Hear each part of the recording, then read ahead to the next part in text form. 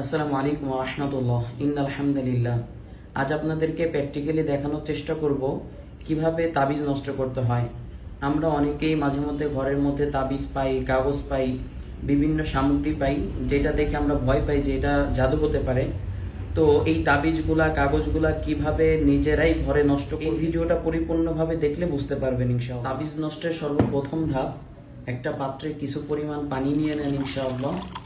এরপরে এই পানির মধ্যে আপনার ডান হাত রেখে দিবেন ইনশাআল্লাহ। এই পানিটা নাড়াইতে থাকবেন আর কোরআনের নির্দিষ্ট কিছু অংশ পড়তে থাকবেন। সূরা ফাতিহা 3 বার, আয়াতুল কুরসি 3 বার, সূরা আরাফের 117 122 নম্বর আয়াত 3 বার, সূরা ইউনুসের 81 ও 82 নম্বর আয়াত 3 বার, সূরা তহার 69 নম্বর আয়াত 3 বার, এরপরে সূরা কাফিরুন, সূরা ইখলাস, ফালাক, নাস 3 বার করে তেলাওয়াত করবেন ইনশাআল্লাহ। আমি সবগুলা আয়াতই, সবগুলা সূরাই 3 বার করে তেলাওয়াত করতে বলছি। আপনি চাইলে 5 বার 7 বারও তেলাওয়াত করতে পারেন ইনশাআল্লাহ। এইভাবে তেলাওয়াত করে এই পানির মধ্যে দম করেন, অর্থাৎ ফু দেন ইনশাআল্লাহ। রুকিয়া পানি রেডি আলহামদুলিল্লাহ। এবার আমাদের দ্বিতীয় কাজ হবে, আমরা যে তাবিজটা পাইছিলাম এই তাবিজটাকে পরিপূর্ণভাবে তার কভার থেকে রিমুভ করা। তাবিজ ধরার ক্ষেত্রে আমরা খুবই সতর্ক থাকব, বিশেষ করে যেই তাবিজগুলো সন্দিহান বা জাদু হওয়ার সম্ভাবনা আছে, আমরা ওই তাবিজগুলো কখনোই খালি হাতে ধরবো না। আমরা চেষ্টা করব হ্যান্ড গ্লোভস পরিহিত অবস্থায় এই তাবিজটা কভার থেকে মুক্ত করার। আমরা যখন তাবিজ রিমুভ করব তখন সূরা ফালাক ও নাস তেলাওয়াত করতে পারি। আউযু বিল্লাহি মিনাশ শাইতানির রাজীম, বিসমিল্লাহির রাহমানির রাহিম।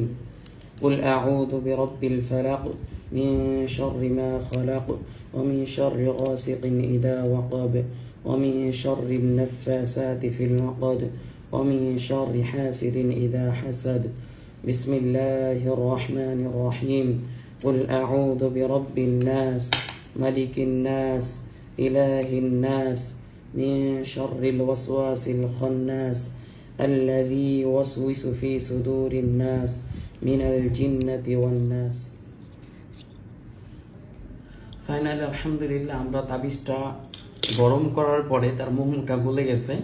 এরপর আমরা খুলতে সক্ষম হয়েছি। আমরা তাবিজ খোলার পরে ভালো করে লক্ষ্য রাখবো, তাবিজের মধ্যে মাঝে মধ্যে চুল পাওয়া যায়, বিভিন্ন রকমের পাওয়া যায়, যাতে কোনো কিছু এলোমেলো অবস্থায় ছড়ায় ছিটায় না যায়, ব্যাপারে খেয়াল রাখবো।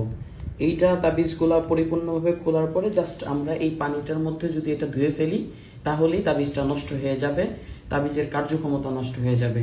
ক্ষেত্র বিশেষ একটা জিনিস মনে রাখবেন যে আমরা কখনোই তাবিজ খালি হাতে ধরবো না। যখনই তাবিজ খুলবো সূরা ফালাক এবং নাস পড়তে থাকবো, এবং তাবিজের মধ্যে যদি কোনো চুল, সুতা এই টাইপের কোনো কিছু থাকে, ওইটার মধ্যে গিট থাকে, অবশ্যই পরিপূর্ণভাবে সতর্কতার সাথে এই গিটগুলা খুলতে হবে। সেই ক্ষেত্রেই আমাদের তাবিজের কার্যক্ষমতা বা জাদুর কার্যক্ষমতা নষ্ট হবে। যে পদ্ধতি বলা হইলো, এটা খোলার পরে যদি আমরা এই তাবিজটা বা এইগুলা যদি আমরা ধুয়ে ফেলি, সেক্ষেত্রে এটা কার্যক্ষমতা নষ্ট হয়ে যাবে ইনশাআল্লাহ। এরপরে আমরা এটাকে ছিঁড়ে ফেলে দিতে পারি বা এইটা পুরাই ফেলতে পারি ইনশাআল্লাহ।